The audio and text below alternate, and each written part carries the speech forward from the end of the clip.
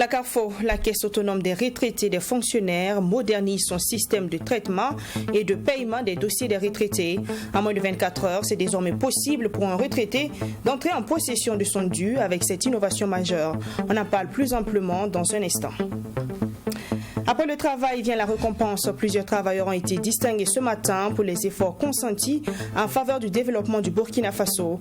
Communication, solidarité et sport étaient les secteurs concernés ce matin.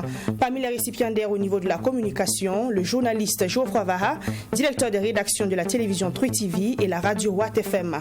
Images tout de suite. Et puis le dossier de ce 20h s'intéressera au centre hospitalier universitaire Yalgado Ouédraogo, précisément le service de traumatologie. C'est un service submergé à chaque fin d'année à cause du nombre élevé d'accidents en fin d'année. La capacité d'accueil et de prise en charge du service de traumatologie est restreinte. Les soignants plaident pour une augmentation du personnel en cette période. Bonsoir, bienvenue à cette dernière édition de la journée. Au palais de Kosiam, ce matin, le gouvernement a tenu son dernier conseil des ministres de l'année 2021. Plusieurs rapports ont été adoptés au titre des ministères en charge de la réconciliation nationale, des finances et de la santé. Aussi, le président a décidé de gracier pour le 1er janvier 2022 874 détenus. Maxime Jean-Yves Bambara, premier reportage de ce 20h. 874 détenus vont bénéficier de la grâce présidentielle comme il est de coutume à chaque nouvel an. C'est l'une des plus importantes décisions annoncées à l'issue de ce dernier conseil de ministres de 2021. Au nombre de ceux qui seront graciés, 313 auront une remise totale de peine et 561 détenus pour lesquels la remise sera partielle allant de 3 à 12 mois. Pour bénéficier de cette remise-là, le détenu doit déjà avoir déjà passé la moitié de sa peine en prison déjà.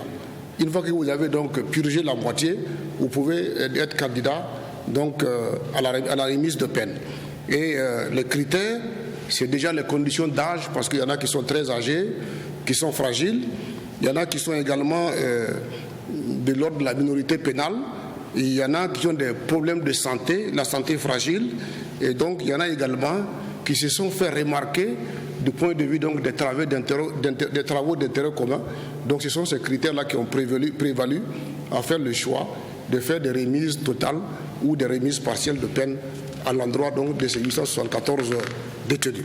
Le gouvernement a par ailleurs décidé de la nomination de 119 membres du Conseil national d'orientation et de suivi du processus de réconciliation nationale.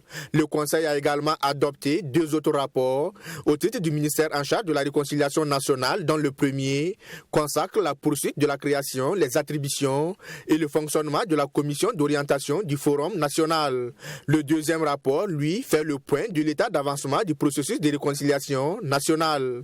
À ce niveau-là, le rapport a fait le point des acquis en insistant sur la détermination des besoins de réconciliation qui ont été relevés dans plusieurs champs, le champ politique, le champ économique, le champ communautaire, les conflits fonciers, un certain nombre de secteurs où effectivement des Burkinabés ont été victimes d'injustice de la part d'autres Burkinabés.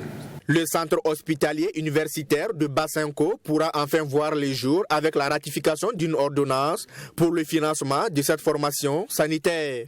Un accord de prêt et de don avec la Deutsche Bank pour un montant de plus de 77 milliards de francs CFA. Alors je vais vous rappeler juste qu'il y a eu une polémique autour donc, de ce centre hospitalier universitaire où on a eu tendance à dire que la ministre qui était en charge des finances s'était volatilisée avec les finances, mais en fait c'est parce que le gouvernement devait travailler à avoir les meilleurs arrangements de financement et c'est maintenant qu'on pense qu'on a trouvé les meilleurs arrangements et donc on a instruit le ministre en charge de la santé, le ministre en charge de l'habitat, le ministre en charge des infrastructures et le ministre en charge des finances pour qu'ils puissent accélérer le processus parce que le financement est acquis et on a un délai de 24 mois pour que donc ce centre hospitalier puisse voir le jour et accroître les capacités d'accueil de nos hôpitaux et renforcer donc les plateaux techniques au bénéfice des populations du Burkina Faso. Au titre du ministère de la Santé, le gouvernement a adopté un plan de préparation et de riposte à une éventuelle épidémie de méningite courant 2022. Le budget prévisionnel s'élève à un peu plus de 3 milliards de francs CFA. Je le dis en titre, la Caisse autonome de retraite des fonctionnaires Carrefour a procédé ce mercredi à la direction régionale de la Carrefour à Ouagadougou au lancement officiel de son système simplifié pour le traitement et le paiement des dossiers des retraités. C'est une innovation qui permet de réduire les délais de traitement et de paiement des premiers arrérages du retraité en seulement 24 heures. On en parle plus amplement avec Sanata Siri dans cet élément. Bonjour. Jean-Noël Zerbo est un agent de la fonction publique admis à la retraite. Ce mercredi, il s'est rendu à la Caisse autonome de retraite des fonctionnaires Carrefour pour traiter son dossier de prestations et pouvoir entrer en possession de sa pension. La bonne nouvelle, c'est qu'il n'aura plus à faire des va-et-vient car désormais, la Carrefour a mis en place un nouveau système qui permet de traiter et procéder au paiement de la première pension en seulement quelques heures. En mettant en place ce système simplifié, la Carrefour entend réduire les délais de traitement et de paiement des pensions des retraités tout en améliorant leurs conditions de vie. Il faut dire que depuis quelques années, la Carrefour a essayé de faire des prouesses. Pour ce qui concerne les pensions de retraite, nous les traitions en un jour. Les pensions de réversion aux veuves et orphelins, nous les traitions en 3 jours. Et il faut souligner également que la norme internationale est de 45 jours. Mais de 45 jours, nous sommes parvenus à 1 jour. Mais il faut dire que dans le passé, il arrivait même que les dossiers fassent 9 mois. Mais nous sommes arrivés à réduire ce délai-là à 1 jour et aujourd'hui nous sommes dans l'instantané pour ce qui concerne la première pension, la pension de retraite. Auparavant, il fallait 72 heures pour traiter le dossier des prestations des retraités à la Carrefour puisque le dossier devait passer par 9 directions différentes. Grâce à ce nouveau système, le traitement se fait en un seul lieu avec des délégations de signatures qui viennent faciliter le processus. Tous ces acteurs-là sont dans un bureau. Pourquoi? Parce que dans le temps, c'était vraiment dans des directions différentes. Et les directions différentes, nous avons constaté qu'il y a des interfaces où ça fait perdre du temps. Nous avons essayé de diminuer, de réduire ces interfaces-là en mettant l'ensemble des acteurs dans le même bureau. Dans ma description, vous avez dit on fait, on remet, on fait, on remet. Il n'y a plus de remplir un registre pour aller remettre, ça perd du temps. Salam Sanfo a été le premier bénéficiaire de ce nouveau système de la Carrefour. Après le traitement diligent de son dossier sur place, il vient de rentrer en possession de sa décision de pension de retraite, sa carte de pensionné, son bulletin de pension et le chèque de sa première pension. Et ce dernier de manifester sa joie tout en saluant la structure pour ses innovations. En venant ici ce matin, je ne savais pas qu'il y avait la possibilité de traiter mon dossier sur place, des séances tenantes. Donc c'est une très grosse surprise pour moi. En même temps, c'est un honneur pour moi de me retrouver dans cette situation. J'ai beaucoup travaillé avec la Carrefour par le passé. Je n'avais pas su que la Carrefour est passée à une étape supérieure qui consiste aujourd'hui à recevoir un dossier, traiter le dossier en une journée. Et ça, c'est extraordinaire, c'est formidable. Donc vraiment, félicitations à Carrefour. Cette initiative de la Carrefour touche uniquement les retraités qui relèvent de la direction régionale du centre. Elle sera élargie, selon la directrice générale de la Carrefour, aux autres directions régionales dans un court délai. L'effectif des nouveaux retraités attendus par la Carrefour au titre de l'année 2022 est estimé à plus de 2300 pensionnés. Nous parlons maintenant des cérémonies de décoration qui ont eu lieu ce 29 décembre. Au CSC, Conseil supérieur de la communication, le directeur des rédactions de Trui TV et Watt FM, Geoffroy Vaha, a été élevé au rang de chevalier de l'ordre du mérite, des arts, des lettres et de la communication avec agrafe radio-télévision presse écrite. Par cette distinction, c'est l'ensemble des travailleurs de Tam Tam Group Press qui ont été honorés selon les mots du récipiendaire. En plus de lui, 26 autres personnes ont vu leur mérite reconnu. Serge Kabouri. Monsieur Voya Dako Geoffroy. Présent. Au nom du président du FASO et en vertu des pouvoirs qui nous sont conférés, nous vous faisons chevalier de l'ordre du mérite des arts, des lettres et de la communication avec agrafe radio, télévision, presse écrite. Tout comme Geoffroy Vaha, directeur des rédactions de Twi TV Watt FM, ils sont 26 autres récipiendaires à voir leur mérite reconnu ce 29 décembre par le Conseil supérieur de la communication CSC. Une distinction du CSC qui entend ainsi témoigner sa gratitude à l'égard de son personnel et de ses partenaires du monde des médias et de la publicité. Cette année encore, les plus hautes autorités de notre pays ont permis au Conseil supérieur de la communication de distinguer plusieurs de ses travailleurs et de ses partenaires pour montrer et saluer les efforts exemplaires dont ils ont fait preuve. Avec plus de 15 ans de carrière dans le journalisme, le directeur des rédactions de Twi TV Watt FM, Geoffroy Vaha, fait partie des récipiendaires du jour. C'est une reconnaissance que je prends avec beaucoup d'humilité. Un grand merci d'abord à celui qui nous permet de nous réveiller chaque matin, on va dire le divin, et puis merci aussi à la direction de 2TGP, le groupe Tam Tam Group Presse auquel j'appartiens. Merci à l'ensemble du personnel, particulièrement à la rédaction avec laquelle je travaille d'arrache-pied chaque jour. Et puis ça intervient dans un contexte, comment ne pas y penser, c'est celui de la situation sécuritaire du Burkina. Et il y a le mérite qui est reconnu. Nous avons choisi la plume, nous avons choisi le micro, nous avons choisi la caméra et on apporte notre contribution à l'ancrage d'une république plus stable avec les moyens que nous avons, avec ce que nous faisons. Et si on reconnaît qu'il y a un mérite à cela, on le prend avec humilité et c'est en même temps une invite à mieux faire.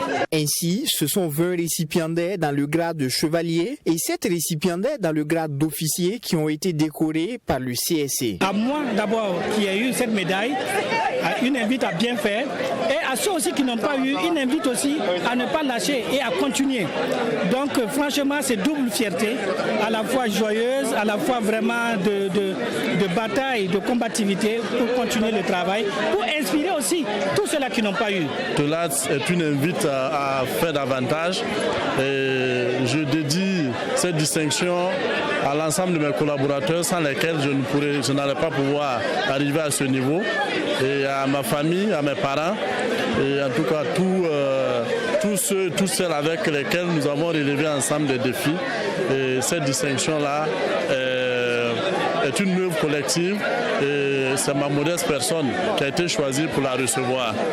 Ce que je ressens aujourd'hui, c'est une joie immense parce qu'après ta retraite, si les gens avec qui tu as travaillé et que tu as continué à travailler savent que tu es toujours méritante et essayent de te décorer, sincèrement, je ne sais quoi dire. Je ne fais que dire merci à tous ceux qui m'ont permis d'avoir cette décoration et je remercie la presse. Cette décoration du Conseil supérieur de la communication à l'endroit de ses partenaires du monde des médias et de la publicité vise à témoigner la reconnaissance de l'institution pour le service rendu par ces hommes et femmes du domaine. Même ambiance au ministère du Genre, de la Solidarité nationale, de la famille et de l'action humanitaire. 76 personnes physiques et morales ont vu leur mérite reconnu à titre normal et exceptionnel dans l'ordre du mérite, de la santé et de l'action sociale. Images et commentaires cette fois-ci avec Fatima Tanikima. Après 10 ans d'existence et de services rendus aux personnes handicapées visuelles, l'association des handicapés visuels Wensongde du Kuruego pour le développement vient de voir ses efforts récompensés pour la première fois par l'État burkinabé. Son président, pasteur Jonas Tapsoba, a reçu ce 29 décembre une distinction honorifique au nom de sa structure. Nous, on accueille les handicapés visuels chez nous, donc on les forme en l'alphabétisation méthode Braille. Bon, après ça, on fait des tissages, l'ippico, des cesses, etc. Bon, l'élevage aussi, on apprend ça. Vraiment, je suis très ravi pour cette journée-là. Vraiment, ça me fait plaisir. Donc, ça me donne courage de continuer à gérer les handicapés.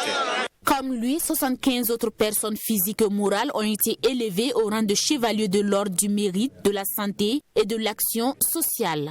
Une immense joie pour ces récipiendaires qui accueillent cette distinction comme une invite à redoubler d'efforts dans l'accomplissement de leur mission. Ça me donne l'occasion de dire merci à la hiérarchie pour cette distinction et je le prends comme une invite à mieux faire, une invite à plus d'abnégation et je m'engage dans cette dynamique-là. Et je voudrais dédier cette médaille à l'ensemble de l'équipe pédagogique de l'Institut national de formation en travail social, à l'équipe administrative, aux élèves, et je la dédie également aux membres de ma famille. Pour la ministre en charge du genre et de la solidarité nationale, il était impérieux de reconnaître le mérite de ces personnes qui se sont illustrées par leurs actions au profit de la population. Chers récipiendaires, à ces moments précis, je voudrais vous adresser mes vives félicitations et formuler le vœu que ces distinctions honorifiques qui sont le témoignage de votre dévouement au travail soient votre boussole tout au long de votre vie. Aussi, je fonde l'espoir que cette distinction soit pour vous un motif supplémentaire pour œuvrer davantage en faveur des personnes vulnérables et nécessiteuses de notre pays. Les 76 distinctions honorifiques sont réparties comme suit. 55 chevaliers à titre normal, un chevalier à titre exceptionnel et un officier à titre normal avec agrafe action sociale. Les 19 autres personnes, physiques et morales, ont été élevées au rang de chevalier à titre normal dans la catégorie promotion de la femme. Le ministère en charge du sport procédait hier également à la décoration des agents qui se sont illustrés de belle manière courant l'année 2021. Les récipiendaires dans l'ordre du mérite de la jeunesse et des sports ont reçu leur médaille au Palais des Sports de Ouaga 2000 à Saint-Mitiam-Toré. Ils étaient au total 104 récipiendaires réunis au Palais des Sports pour recevoir leur mérite en tant qu'officiers ou chevaliers. Parmi les officiers, on note 9 personnes qui y figurent, comme Laurent Blaise Kaboré, ancien vice-président de la Fédération burkinabé de football, qui est fait officier avec agrafe dirigeant, ainsi que Albert Bamogo, officier avec agrafe promoteur, et Boukari Ouedrago, président de la Fédération burkinabé de badminton, qui est désormais officier avec agrafe sportif. Parmi les récipiendaires élevés au titre de chevalier, on note la présence du président de la Fédération burkinabé de football, Lazare Bansé. Il est fait chevalier de l'ordre du mérite de la jeunesse du sport. Pour lui, cet encouragement vient à point nommé et cela donnera plus de courage aux étalons à la CAN. C'est la reconnaissance du pays pour ce que nous faisons donc, au niveau du monde sportif. Donc, je voudrais profiter de votre micro pour remercier les plus hautes autorités de notre pays donc, d'avoir pensé à ma modeste personne. À un moment où les étalons s'envolent pour la CAN Cameroun 2021, c'est un encouragement pour nous à redoubler d'efforts et surtout à aller au Cameroun avec beaucoup d'espoir. Quelques journalistes sportifs, en l'occurrence Lassina Sawadgo, Mahamadi Wena, Béranger Ilboudo, Ibrahim Nablé Bayili, pour ne citer que ces personnes, ont vu leur travail reconnu également par les autorités. Pour eux, c'est une invite à redoubler d'efforts. Beaucoup d'années de sacrifices dans la promotion du sport et je pense que cette distinction est la bienvenue. Et je pense qu'ensemble, nous allons continuer, nous allons donner le meilleur de nous-mêmes pour atteindre vraiment des lendemains meilleurs. C'est un appel encore à redoubler d'efforts, vous le savez déjà, et je l'ai toujours dit, ce métier-là on le fait avec beaucoup de passion. On n'a pas l'impression de travailler une seule journée, parce que chaque fois qu'on se lève, c'est avec beaucoup de passion qu'on rend service aux auditeurs, service aux téléspectateurs, service aux lecteurs, partout où ils sont, parce que nous le faisons avec beaucoup de chaleur, beaucoup d'amour pour ce que nous faisons. Les anciens internationaux n'ont pas été oubliés également. On peut citer entre autres Ibrahim Talé, Drissa Ouedrago, Ali Diallo, Kamoumalo et Firmin Sanou qui ont eu le titre de chevalier avec agrafe sportif. Un sentiment de joie, la reconnaissance de tout le travail effectué depuis plusieurs années. Et aujourd'hui, cette décoration m'invite à redoubler d'efforts, à continuer à travailler et tirer le sport haut, et en particulier le football, un peu plus haut que maintenant. Pour le ministre en charge du sport, cette distinction vise à encourager, mais aussi à inciter les agents à plus d'abnégation et de persévérance dans le travail. Nous reconnaissons leur mérite. En même temps, c'est un appel à tous ceux qui œuvrent au quotidien pour leur dire qu'on doit toujours mettre du zèle dans ce que nous faisons, afin que lorsqu'on vous voit à l'ouvrage, on puisse dire voici des hommes et des femmes qui sont à l'ouvrage, qui veulent polier les pierres qui sont entre leurs mains pour les transmettre à des gens. Les félicitations et les photos ont mis fin à cette cérémonie de reconnaissance à l'endroit des travailleurs. À la suite de ce 20h, un acte de générosité et de solidarité. Le conseil municipal de Ouagadougou et SAMU Social offrent des vivres aux déplacés internes. 5 sites de déplacés internes de la commune de Ouagadougou ont bénéficié de ce don. Il est composé prioritairement de produits alimentaires. Ce geste témoigne de l'engagement du conseil municipal de Ouagadougou dans la lutte contre l'exclusion sociale. La cérémonie de remise a eu lieu ce mercredi. Les images avec Mamidriana Kamabo. Le conseil municipal, en collaboration avec l'association SAMU Social, manifeste leur compassion aux personnes déplacées internes du site de Yagma. 100 familles et 100 enfants sont les bénéficiaires de ce don composé de riz, d'huile alimentaire, de boîtes de sardines et de biscuits. En raison de la recrudescence des violences dans plusieurs régions du Burkina Faso, ces personnes ont quitté leur localité d'origine pour trouver refuge à Ouagadougou et ont besoin d'une assistance humanitaire. Ce geste vient donc témoigner l'engagement du conseil municipal dans la lutte contre l'exclusion sociale, mais aussi manifester leur solidarité envers ces personnes. Et nous, en tant que responsables de la mairie de Ouaga, nous devons agir. Et nous devons agir au nom de la population de la ville de Ouagadougou pour dire à nos frères et à nos sœurs et à nos enfants qui cherchent refuge à nos côtés et qu'ils ne sont pas seuls. Et les manifester une solidarité agissante.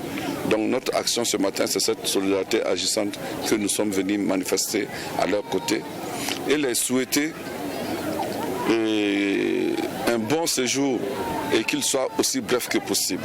Parce que nous avons espoir qu'avec les efforts qui sont faits de part et d'autre, très prochainement, ces personnes pourront retourner chez eux et reprendre une vie normale. C'est dans son rôle de porter assistance sociale et psychologique aux enfants de la rue en détresse que l'association SAMU Social Burkina Faso a voulu venir en aide à ces personnes déplacées internes. En plus du site de Yagma, 4 autres sites vont bénéficier de ce don. Au total, 500 familles et 500 enfants seront les heureux bénéficiaires. Un geste de solidarité qui s'élève à 2 600 000 francs CFA. Aujourd'hui, nous sommes à Yagma. La prochaine fois, nous serons à Sakula, nous irons à Pazani, nous irons à Rimketa, nous irons à Amdallah. Voilà, donc c'est pour dire que nous allons certainement toucher autour de 500 chefs de famille et 500 enfants qui auront un temps soit peu, un peu de riz, un peu d'huile, un peu de biscuits, un peu de sardines pour calmer et pourquoi pas, un mot important, c'est l'espoir, préserver l'espoir. Et selon le maire de Ouagadougou, 50 000 personnes déplacées internes sont enregistrées dans la ville de Ouagadougou. Ces bénéficiaires ont soumis des doléances aux premiers responsables de la commune de Ouagadougou lors de cette cérémonie.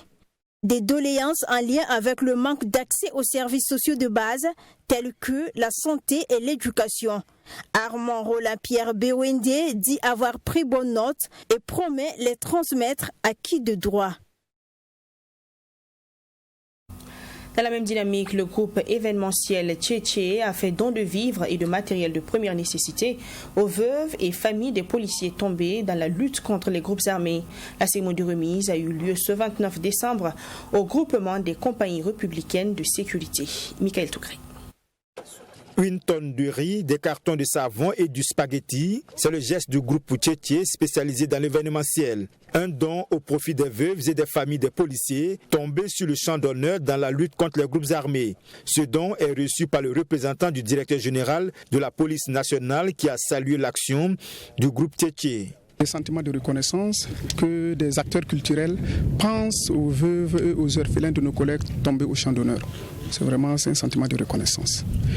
Et ce geste, au-delà du matériel, aura un impact sur le ressenti moral de ces familles. Il y a une organisation pour que cela arrive à qui de droit. Cette initiative de solidarité envers les familles des forces de défense et de sécurité entre en droite ligne des obligations du groupe Tchétché en tant que société citoyenne. Pour nous, poser une action sociale à l'endroit des veuves orphelins des policiers tombés au front marque pour nous, contribue à garantir la joie et le message que nous voulons prôner à travers notre festival. Si ne pas faire ce don-là va créer une symphonie inachevée pour nous.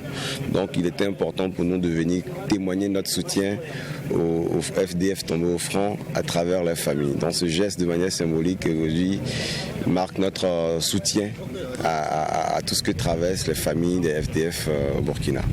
Le groupe Tchétché est une société à plusieurs pôles de compétences. Dans le cadre des festivités des fêtes de fin d'année, le groupe Tchétché organise dans la capitale Ouagadougou la première édition de Ouaga by Night du 29 au 31 décembre. Ce rendez-vous se veut une tribune de promotion et de valorisation des acteurs du divertissement dans un contexte de résilience. Pour les fêtes de fin d'année, la police municipale de Ouagadougou a déployé un nombre important d'agents pour veiller à la sécurité des populations et surtout réglementer la circulation. En collaboration avec la police nationale, la direction de la sécurité publique met tout en œuvre afin que ces moments de réjouissance se passent dans la sérénité. On en sait plus sur ce dispositif de la police en ces périodes avec Abdourahim Mienye. À quelques heures de la fête de fin d'année, la ville de Ouagadougou grouille de monde. La circulation devient de plus en plus difficile avec des embouteillages sur les routes principales de la ville. Conséquence, l'incivisme sur la route avec la multiplication des accidents. Pour parer à cela, la police municipale, en collaboration avec la police nationale, a déployé des agents à travers la ville pour veiller à la sécurité des personnes et des biens. Vraiment, ce conjointement fait avec au niveau de la police nationale, et particulièrement au commissariat central, les commissariats d'arrondissement, le service régional de la circulation routière et la police municipale. Et nous avons réparti les carrefours pour occuper toute la ville. Et les carrefours équipés de feu et également les intersections sans feu pour quand même appuyer et accompagner la population ces fêtes de fin d'année. Voilà grosso modo les dispositions prises. Sur le terrain, les agents relèvent plusieurs cas d'incivisme, de manque de tolérance, ce qui implique, selon le directeur de la sécurité publique, une méconnaissance du code de la route. Il en appelle donc à la responsabilité de chacun. C'est notre activité régalienne, mais bon, à nous seulement on ne peut pas gérer. Il faut impliquer d'autres acteurs, tels que la jeunesse elle-même, parce que vous savez bien que la population burkinabé, particulièrement celle de Ouagadougou, est à près de 60% jeune. Et de surcroît, cette majorité de la population est illettrée. Donc ça veut dire que le code de la route, les codes et les règlements pris en fonction, pour réglementer la circulation routière, beaucoup ne maîtrisent pas. Ils ne comprennent pas, ils ignorent. Donc il faut forcément on intensifie la sensibilisation. Et on voulait vraiment relancer cet appel-là pour que quand même, au niveau des communes, au niveau des villages, que l'autorité même intensifie ce truc-là pour quand même sensibiliser. C'est-à-dire que l'essentiel, que même l'usager, une fois qu'il a le béaba de la circulation, le code de la route, ça pourra vraiment nous aider dans la circulation. Dans ces circonstances, les agents sur le terrain sont appelés à sensibiliser les populations et les assister, et aux populations de respecter un minimum de principes afin que les fêtes se passent dans la sérénité. En tout cas, mais pour moi, puis qu'on peut aborder l'année, il faudrait pas que les usagers de la route, particulièrement que les gens fassent beaucoup attention. Et le respect strict de au code de la route, le respect de nos éléments qui sont sur le terrain, moins de vitesse, moins d'alcool, et également la tolérance dans la circulation. Les gens ne sont pas tolérants dans la circulation. Ce n'est pas parce qu'on a raison qu'on doit forcer. On doit être tolérant à tous les niveaux. Et mon dernier mot, c'est vraiment que vivement que nous, le pays retrouve la paix, la quiétude, et que nous vivons ensemble dans la cohésion totale.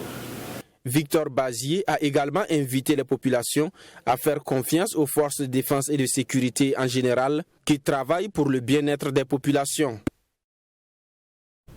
Et pour terminer le dossier de ce 20h, à l'hôpital Yalgado Ouedraogo, le service des urgences traumatologiques demeure le service le plus sollicité et surtout en cette période de fête. Entre les difficultés d'accès et la prise en charge dans cette unité de soins, le docteur Mamoudou Sawadgo, qui est le chef du service traumatologique, s'est prêté à nos questions. Il dénonce une surcharge de la capacité d'accueil du service et suggère la mise en place d'un système de régulation ainsi qu'une extension des équipes en période de grande affluence. Le dernier reportage de ce 20h est signé Serge Kabouri. Service le plus fréquenté du centre hospitalier universitaire Yalgado Ouedraogo, les urgences traumatologiques reçoivent principalement les patients traumatisés dont les premières causes sont essentiellement les accidents de la circulation routière. Ainsi, tous les patients accidentés pris en charge par les sapeurs-pompiers sont principalement dirigés vers ce service de l'hôpital. Toute chose qui n'est pas sans conséquence pour ce service dont la capacité d'accueil n'est que d'une trentaine de lits. Il y a beaucoup de patients. Actuellement où je vous parle, il n'y a pas de place, même à terre. Et là, vous voyez 2 ambulances qui sont garées, donc qui attendent de débarquer des patients. Vous voyez, il y a un accompagnant qui rentre avec une natte. Il est allé chercher la natte dehors pour venir se trouver un espace afin qu'on puisse descendre son malade qui est encore dans l'ambulance. Donc c'est pour dire qu'il n'y a pas de place. Nous sommes complets. Et pour décongestionner ce service traumatologique, le premier responsable de l'unité plaide pour la mise en place d'un système de régulation qui répartit les urgences entre les différents CHU. Vraiment, la solution, ce serait d'essayer de répartir les urgences avec les autres CHU. Pendant que les autres ont de la place, nous avons des patients à terre. Et même à terre, il n'y a plus de place. Et dans ces CHU-là aussi, il y a les mêmes compétences, sinon parfois même plus de compétences. Donc il faut trouver le moyen de répartir les urgences entre les différents CHU. Ça sera bénéfique pour tout le monde. Pour ce qui est de la prise en charge des patients admis ici, voici la procédure. Quand le patient arrive, il est déposé par le sapeur-pompier ou par tout autre type de véhicule, il est admis à l'accueil. Et là, il y a des internes et des 2S qui le reçoivent, qui font son enregistrement et qui procèdent à un interrogatoire pour connaître un peu les circonstances. Et une fois que l'enregistrement est fait, on l'examine et puis on pose le diagnostic, ce qui peut nécessiter de demander des examens complémentaires, notamment la radiographie. Et quand tout ça s'est fait et qu'on a le diagnostic, il faut traiter. Autre difficulté dans la prise en charge de ce service traumatologique, la fréquence des patients non accompagnés. Rien qu'au staff de ce matin, on a rapporté le cas de 5 patients, 5 jeunes patients qui sont des, je ne dirais pas des talibés, mais en tout cas c'est des mendiants un peu, qui dans leur sommeil ont été percutés par un véhicule qui a raté un virage et ils ont été amenés. Et il n'y a personne avec eux. Mais ça c'est vraiment tous les jours que nous avons des cas comme ça. Il y a 2 jours, on avait un malade mental qui a été percuté avec une fracture et on vient le déposer. Il n'y a personne pour s'en occuper. Donc on est obligé de faire ce qu'on peut. La période de fête constitue généralement une période de grande affluence pour ce service traumatologique de l'hôpital Yalgado et le docteur Sawadgo recommande la prudence. Le premier conseil, si j'avais des conseils à donner, ce serait le port du casque. Parce que près de 60% des traumatisés que nous recevons aux urgences traumatologiques relèvent de la neurochirurgie. Et je ne me tromperai pas de beaucoup en disant que l'essentiel des traumatisés de neurochirurgie là sont des traumatisés crâniens. Au service des urgences traumatologiques de l'hôpital Yalgado, le plus fort taux de décès sont liés au traumatisme crânien. Le port du casque est donc vivement souhaité afin de se prémunir des risques de traumatisme crânien, selon le docteur Mamoudou Sawadgo. Voilà une raison valable pour rester vigilant en cette fin d'année. Moins de vitesse en circulation. N'oubliez pas de porter le casque et de respecter le code de la route. Fin de ce 20h. À demain, même heure, même chaîne pour un autre journal. Bonsoir.